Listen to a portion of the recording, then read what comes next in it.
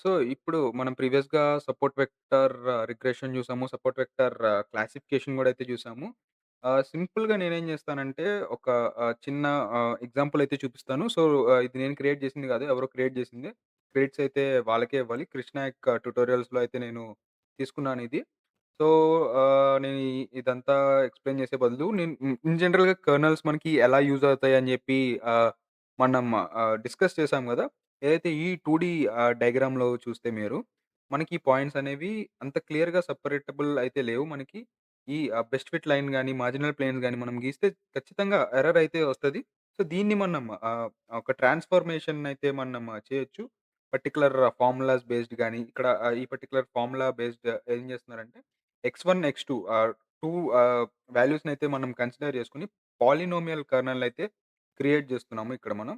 So, same మన model value ఏదైతే ఉందో అది కూడా అదే అయితే ఉంటది. ఎక్స్1, ఎక్స్2 ఫీచర్స్ ఉన్నాయి కదా! దాన్ని స్క్వేర్స్ చేసి, ఈ స్క్వేర్స్ చేసిన వాల్యూస్‌ని మల్టిప్లై చేయొచ్చు. లేదా ఆ సింగిల్ వాల్యూస్‌నైతే మనం మల్టిప్లై చేయొచ్చు. ఒకవేళ సింగిల్ ఎక్స్1, ఎక్స్2ని మల్టిప్లై చేస్తే గ్రాఫ్ అనేది ఇలా వస్తుంది. లేదా ఆహ్, ఓన్లీ ఆ స్క్వేర్స్‌ని మల్టిప్లై చేస్తే మనకి గ్రాఫ్ అనేది ఇప్పుడు ఇక్కడ గ్రాఫ్ చూస్తే మీరు ఇట్లా అయితే వచ్చింది మనకి.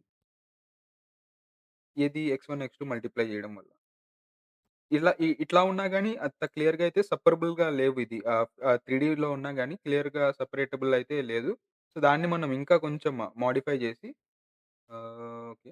ఇలా అయితే తీసుకొచ్చాం. అంటే ఇప్పుడు చూస్తే మీరు ఈ పర్టిక్యులర్ డేటా పాయింట్స్ అన్నీ ఒక పక్కకైతే వచ్చేసాయి. అంటే ఒక ప్లేన్‌లో అయితే ఉన్నాయి. ఈ పర్టిక్యులర్ డేటా పాయింట్స్ అన్నీ ఒక ప్లేన్‌లో అయితే మనకి అవైలబుల్‌గా ఉన్నాయి. ఇట్లా ఉన్నప్పుడు మనం ఏదైతే ఎస్‌వీసీ అని సపోర్ట్ వెక్టర్ క్లాసిఫైయర్ అని చెప్పి అంటూ ఉన్నామో అదైతే మనం చేయొచ్చు. ఇట్లాంటి ప్లేన్‌లో కన్వర్ట్ చేసిన తర్వాత దీన్నే మనం ఎస్‌వీసీ కర్నల్స్ అని చెప్పి అంటూ ఉంటాం. మనం డిఫరెంట్ కర్నల్స్ మనం ఆల్రెడీ క్లాసిఫికేషన్‌లో ట్రై చేసాము.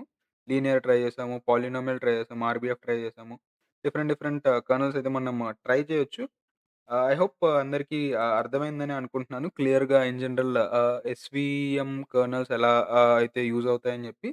సో, ఇది ప్రాక్టికల్ ఇంప్లిమెంటేషన్ చేయొచ్చు కానీ చాలా కాంప్లికేషన్ అయిపోతది అని జెప్పి నేను ఇట్లా అయితే జస్ట్ చూపిచ్చాను.